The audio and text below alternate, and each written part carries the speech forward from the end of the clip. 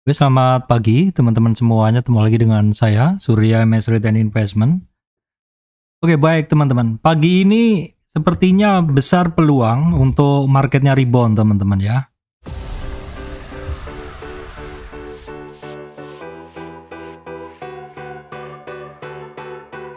Baik teman-teman, semalam kita lihat seperti ini adalah pergerakan dari bursa Amerika ya. Kalau kita lihat awalnya adalah minus 2, tapi closingnya adalah 2,83 untuk Dow Jones teman-teman. Kemudian untuk SP500 juga sama ya. Jadi closingnya 2,6 plus. Kemudian untuk Nasdaq juga demikian teman-teman. Saham-saham atau regional ini lagi bagus untuk Amerika.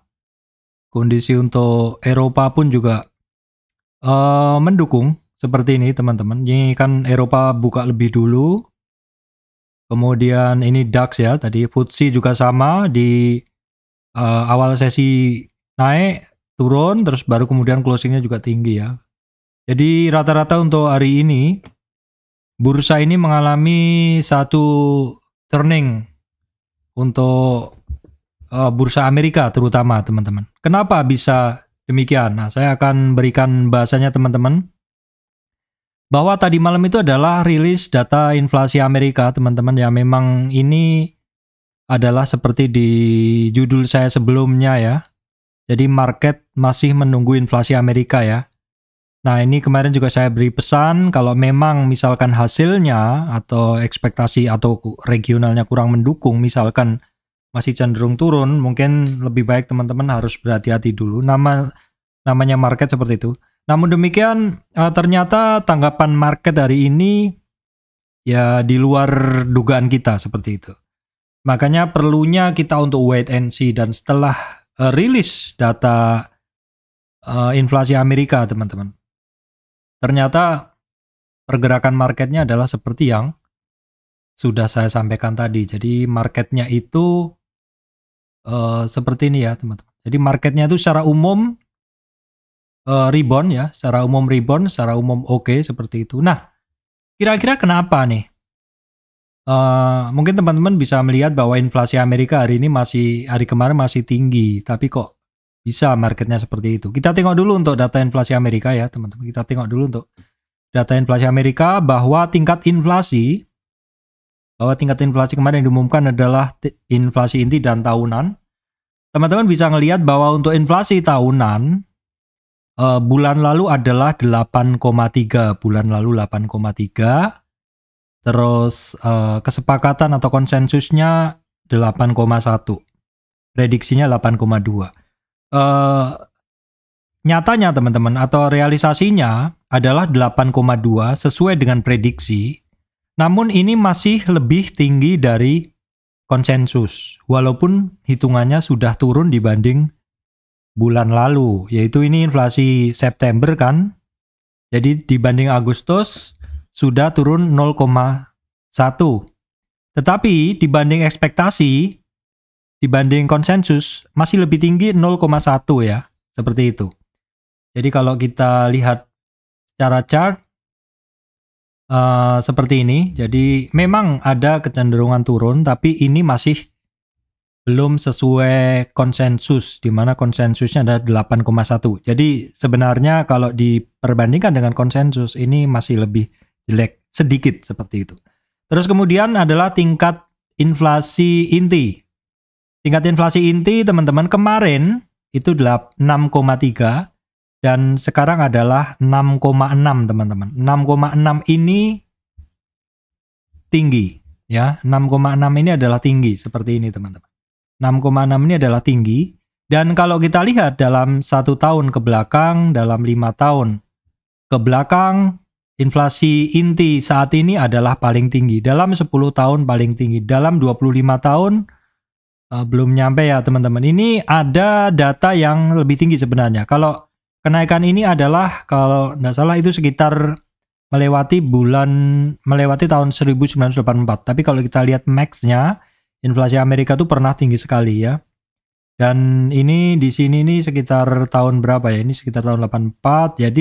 Jadi memang ada resistan dari inflasi sekitar tahun 84-an ya, 84 atau berapa ini teman-teman? Ya sekitar 90-an ya mungkin ya. Itu kemarin udah di break ya. Maksud saya di akhir-akhir bulan ini sudah di break. Tapi sebelumnya inflasi Amerika tuh pernah tinggi sekali. Ya kalau kita bicara nggak usah jauh-jauh deh, 25 tahun ini juga higher seperti itu, 10 tahun ya. Kira-kira seperti itu. Nah, Pak, ini inflasinya kan masih tinggi. Kenapa kok marketnya malah rebound, Pak? Sebenarnya dari yang saya baca-baca teman-teman, ini di luar sana juga banyak bahasan kenapa inflasinya ini tinggi, tetapi kok marketnya rebound seperti itu. Sebenarnya ya itu terserah dari persepsi masing-masing dari para pelaku pasar, karena para pelaku pasar ini kan manusia, ya, dikendalikan oleh manusia bukan robot gitu. Jadi mereka kan tentu juga memiliki hitungan-hitungan, memiliki asumsi-asumsi seperti itu. Dan sebenarnya pergerakan ini kan juga dipengaruhi oleh asumsi. Orang berasumsi bahwa oh ini sektor ini bagus. Oh saham ini bagus. Oh karena begini mungkin naik. Seperti itu boleh saja. Dan biasanya kalau mungkin ada sekelompok yang buyer yang berani buying di bawah atau ketika kemarin mereka menunggu. Sebenarnya ya mungkin sudah gatel ya. Sebenarnya mungkin sudah gatel ketika melihat ini marketnya itu kan sebenarnya udah di bawah kayak gitu. Ini marketnya ini kan sebenarnya udah di bawah. Ini juga sudah hampir akhir tahun dan akhir tahun kan ada kemungkinan misalkan inflasi melandai seperti itu. Ini kan sudah di bawah. Kapan reboundnya? Kapan belinya? Nah, mungkin untuk belinya kapan? Tunggu dulu data penting. Setelah data penting dirilis, nah itulah sudahlah ini data sudah dirilis, kita udah tahu. Kita beli dulu lah, entah bagaimana nanti beberapa hari ke depan seperti itu. Di Nasdaq juga secara bentuk seperti ini, sebenarnya secara pergerakan si market ini kan udah berada di bawah, sudah ada percobaan naik seperti itu. Kemudian Nasdaq-nya pun juga hitungannya juga sudah berada di bawah, SP500 juga sudah rebound sebenarnya seperti itu. Tapi orang masih belum pede, jual dulu, nanti kita cover dulu setelah rilis data inflasi, seperti itu. Atau mungkin jual separuh dulu, baru nanti kita hold separuh, kita nggak mau terlalu spekulatif seperti itu. Itu adalah mungkin terjadi seperti itu ya. Nah teman-teman, memang sama juga di luar negeri juga sama modelnya. Orang-orang juga, maksud saya trader itu kan juga manusia seperti itu ya. Nah oke, kita bahas lagi seperti itu. Inflation sheet 8,2 S-core price. Jadi yang kiri adalah inflasi yang 8,2 tadi teman-teman. Yang kanan adalah inflasi inti yang melewati tertingginya sejak tahun 1982 ya, 1982. Nah, BTW ini sumbernya adalah dari CNBC teman-teman. Jadi saya merangkum berita untuk saya sajikan ke teman-teman semuanya. Jadi ini bahasan inflasi tadi. Terus yang kedua, ini adalah bahasan tentang hal tadi ya. Oke, kita bahas dulu masalah inflasi ya. Ini sudah saya bahas tadi bahwa inflasinya 8,1 itu melewati konsensus 8,2 kan. Konsensusnya kan adalah 8,1 kesepakatannya. Jadi lebih tinggi sedikit, jadi harusnya lebih jelek seperti itu. Market harusnya merespon lebih jelek. Terus kemudian yang kanan inflasi inti, yang mana ini adalah melewatin tertingginya dari tahun 1980-an berapa tadi ya. Menyentuh level tertingginya sejak 40 tahun terakhir. Oke. Teman-teman, inflasi yang masih cenderung tinggi ini, teman-teman, ini memungkinkan ya. Inflasi yang masih cenderung tinggi ini atau persistent high istilahnya bahasa Inggrisnya ya.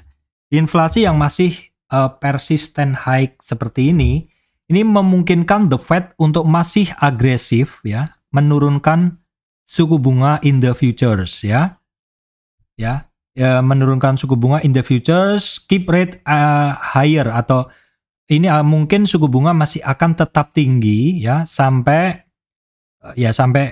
mungkin inflasinya turun seperti itu. Nah, terus teman-teman, ini ya yang beberapa yang mungkin menjadi apa istilahnya consideration para pelaku pasar. Data inflasi membuat pelaku pasar menghapus harapan jika The Fed akan melonggarkan kebijakan dalam waktu dekat. Nah, jadi adanya data inflasi yang tinggi ini sebenarnya para pelaku pasar ini ya sudah yakin The Fed masih akan hawkish dalam beberapa bulan ke depan. Tetapi saat ini marketnya kan udah di dasar teman-teman. Marketnya kan udah di dasar nih cukup lama Seperti itu.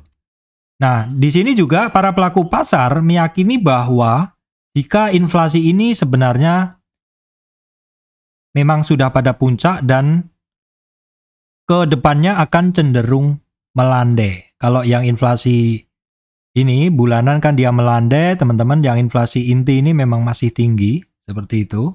Ya, ini masih tinggi, tetapi harapan dari para atau istilahnya pandangan dari para pelaku pasar nih, mereka masih optimis bahwa kedepannya inflasi ini akan melandai seperti itu ya. Terus kemudian ini aja sih. Jadi istilahnya apa ya? Dalam risalah FOMC meeting kemarin menegaskan bahwa kisaran inflasi akan dibawa ke sekitar 2%. Bahwa The Fed akan membawa inflasi ke kisaran 2%. Ya, The Fed tidak mau mengambil risiko dengan terlambat memerangi inflasi karena ongkosnya bisa lebih mahal. Nah, di sini Bank Sentral AS akan terus menaikkan suku bunga sampai inflasi bergerak pada target mereka. Kemudian di sini dijelaskan lagi bahwa partisipan melihat bahwa inflasi masih terlalu tinggi dan menggarisbawahi pentingnya kebijakan tegas selama mungkin jika diperlukan. Pengalaman sejarah menunjukkan bahayanya mengakhiri kebijakan ketat secara prematur.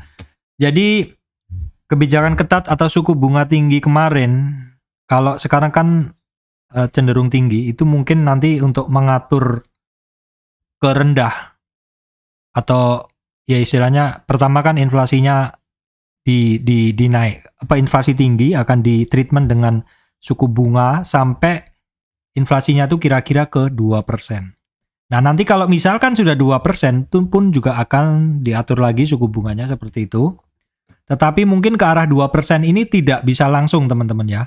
Pelan-pelan seperti itu. Suku bunganya pun juga akan pelan-pelan diatur. Jadi ya seperti itulah kondisinya. Ini yang bisa saya sampaikan. Terus ada lagi nggak? Oke, kemudian ini bahasan udah saya sampaikan tadi. Ini sudah saya sampaikan semuanya teman-teman. Intinya pokoknya dengan inflasi yang laporannya tinggi tadi, itu walaupun memang sedikit di atas ekspektasi atau sedikit di atas konsensus, tetapi karena marketnya juga udah lama turun, teman-teman, dan juga ya harapan dari pikiran dari para pelaku pasar bahwa mungkin inflasi ini adalah yang tertinggi, the next-nya mungkin masih tinggi tapi akan melandai, naik turun seperti itu. Jadi harapannya ke depannya ya mungkin akan ada perbaikan. Dan karena turunnya juga udah lama teman-teman, ini para pelaku pasar yang kemarin menunggu data inflasi, setelah keluar ya sudah gitu loh. Akhirnya mereka mungkin berani buy. Nah, kenaikan ini sampai kapan kira-kira? Seperti yang teman-teman yang sering saya sampaikan teman-teman, bahwa dalam tren turun pun ada naik, ya, pun ada naik. Kita nggak tahu apakah ini adalah low-nya market, apakah ini adalah titik terendahnya market. Yang harus kita perhatikan adalah resistan-resistannya masing-masing teman-teman dari pergerakan bursa, pergerakan saham tersebut. Sepanjang terpenuhi bahwa resistan bisa di-break, ya, kemudian naik, resistan bisa di-break, akan mungkin perlu retrace, ya, pullback, mungkin di-break lagi seperti itu. Sepanjang dalam proses naiknya itu ada volume, ya, terus kemudian juga resistan-resistannya mampu ditembus, walaupun kemudian mungkin ada retracement atau pullback, itu yang harus kita perhatikan. Ada nggak kemampuan menembus resistan ini? Kalau ketemu resistan balik, ya itu wajar. Cuman seberapa baliknya? Kalau baliknya justru membentuk lower low, nah ini yang mungkin harus kita waspadai. Jadi ke depan mungkin market masih akan tetap volatil, tapi hari ini kayaknya teman-teman bisa pada cuan. Peluang besar pagi ini untuk rebound ya teman-teman. Jadi tetap semangat. Kemudian kita lihat dulu untuk pergerakan komoditas teman-teman. Untuk harga oil ini sedikit rebound lagi teman-teman. Harga oil sedikit rebound lagi di 89 sekian ya. Jadi ini ada peluang untuk saham-saham yang terkait oil. Natural gasnya juga sudah sedikit ada rebound. Ini gasolin yang kemarin saya gunakan untuk Oh ini ya, ini gasolin yang saya gunakan untuk melihat kemungkinan inflasi Amerika dan memang masih tinggi teman-teman. Ini trennya gasolin kan naik ya. Jadi mungkin inflasi Amerika memang masih akan remain the same. Kemudian ini coal bermainnya di 400-an ya, sedikit turun seperti itu. Emas ya masih tetap harganya nggak ada perubahan, CPO juga masih nggak ada perubahan ya. Tinsnya nggak ada perubahan, nikel nggak ada perubahan. Nah, terus kemudian apa yang bisa saya sampaikan teman-teman? Oh ya, ini yang biasanya kaitannya dengan ini ya, dengan indeks ya. Jadi ini adalah indeks dolar teman-teman. Nah, kalau marketnya rebound naik, biasanya indeks dolarnya akan turun. Nah, kita bisa ngelihat bahwa pagi hari ini teman-teman ini indeks dolarnya ini turun ya. Ini indeks dolarnya turun, ini memang satu indikator yang cukup oke. Kita bisa ngelihat bahwa ketika market naik, indeks dolar turun dan juga US 10 years bond ini juga turun. Walaupun teman-teman tadi malam itu hitungannya choppy banget marketnya. Marketnya benar-benar liar seperti itu karena kalau teman-teman lihat pergerakan dari Dow Jones seperti ini yang awalnya minus 2, reboundnya plus 2. SP500 juga minus dalam, rebound seperti itu. Ya ini membuktikan volatilitas market juga memang masih kenceng ya, istilahnya masih liar seperti itu. Kalau kita lihat dalam US 10 years bond ini dalam 1 jam lah mungkin. Ini juga volatil juga kan, harganya juga volatil juga. Ini menandakan bahwa terjadi perlawanan yang kuat kemarin ya, kalau teman-teman yang lihat live. Sayangnya saya tidur. Apa yang dilihat ya? Terus kemudian teman-teman di sini ada indeks komoditas, ini juga sudah mulai naik ya. Ini harapan-harapan untuk pemegang saham-saham terkait komoditas seperti itu.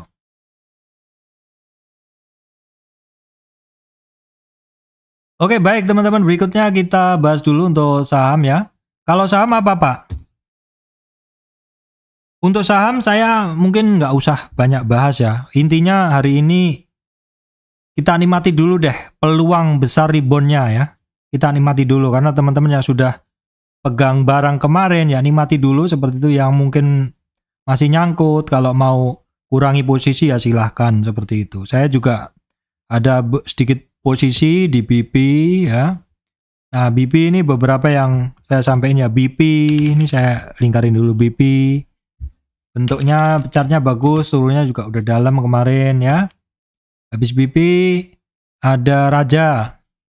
Nah Raja juga udah naik berapa hari nih.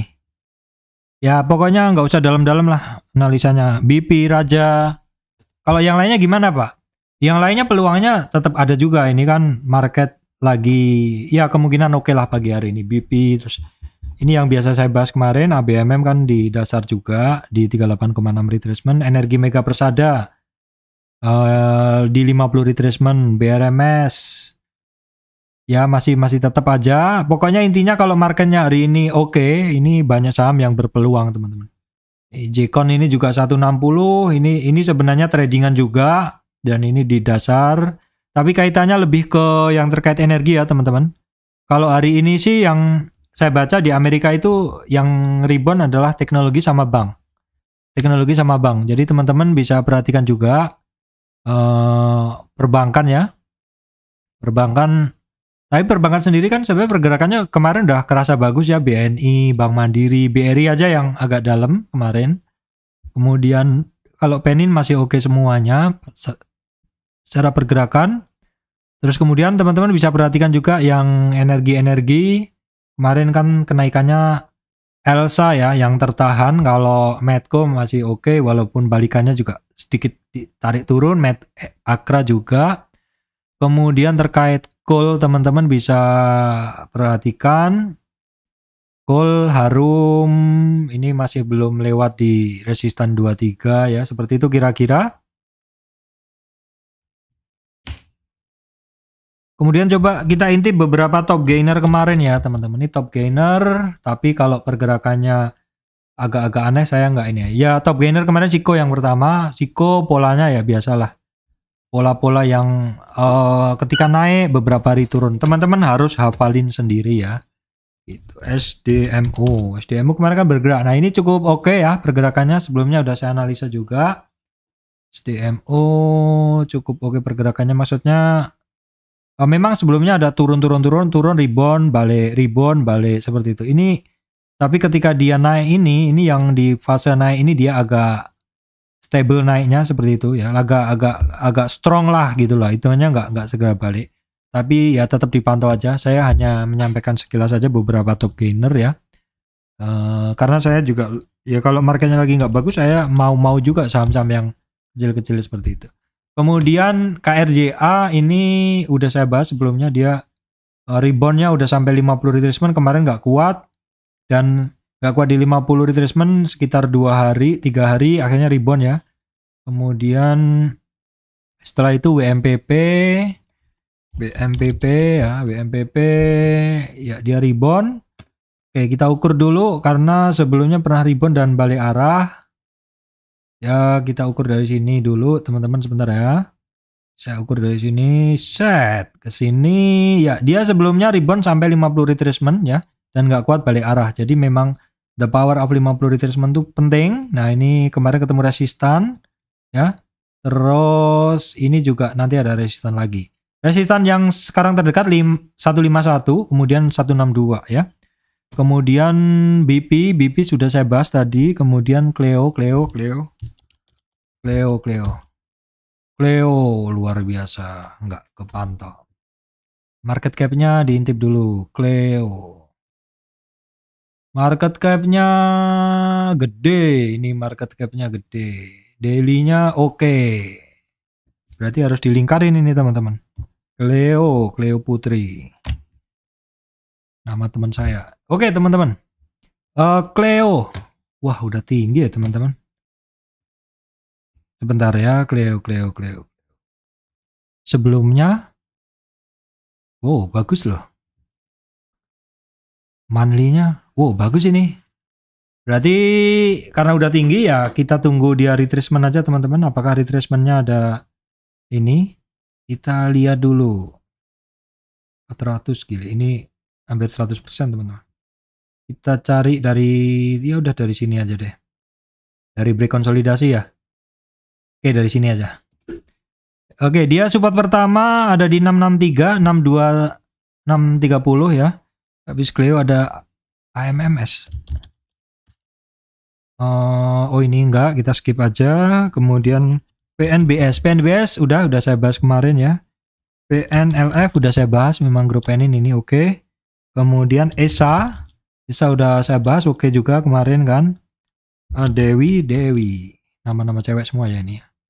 Dewi ada trend channel sih, ini baru kayak ini. Kita tengok dulu Mbak Dewi.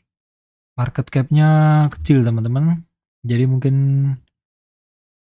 kita lihat dulu weekly-nya masih naik terus, monthly masih naik, weekly jelas masih naik. Apakah ini baru IPO 100 ya udah hampir 3 kali lipat ya. Kayaknya baru deh. Nah kan, baru Juli ya, baru IPO-nya baru aja. Nah terus kemudian ini lupa tadi, Siko itu kan Oktober tanggal 3 laba bersih melesat. Ini IPO-nya dia baru 230. Jadi 230 berarti IPO 230 belum lama ya. IPO-nya belum lama, April. Terus dia harganya belum sempat 280 tapi terus turun naik lagi. Berarti IPO-nya sekarang masih di bawah IPO ya. Sedikit di bawah IPO. Ya teman-teman silakan ini aja lah diatur sendiri seperti itu. Karena masih baru IPO juga. Terus kemudian MRT kan dibahas juga kemarin ya. MRT memang oke. Buy on weakness modelnya. Oke baik teman-teman, nikmati dulu pagi hari ini peluang market rebound hari ini dan tetap semangat. Memang namanya market itu begitu, yang naik tidak naik terus, yang turun tidak turun terus. Ini quote saya sendiri teman-teman ya. Yang naik tidak naik terus, yang turun tidak turun terus. Kalau naik terus juga nggak enak, turun terus juga nggak enak. Kita mana bisa kalau naik terus kita mau beli, nggak berani. Turun terus kita juga nggak berani. Yang ini adalah ketika turun ada potensi rebound dan kita bisa masuk ketika saham itu mau naik ya. Jual ketika saham itu mau turun, seperti itu. Baik, demikian dari saya Surya MS Trading Investment. Terima kasih teman-teman semuanya ya. Tapi jangan lupa untuk dukung saya teman-teman dengan beri jempol Anda yang terbaik ya. Supaya saya bisa menghasilkan konten-konten yang berkualitas bagus untuk teman-teman semuanya. Terima kasih teman-teman semuanya.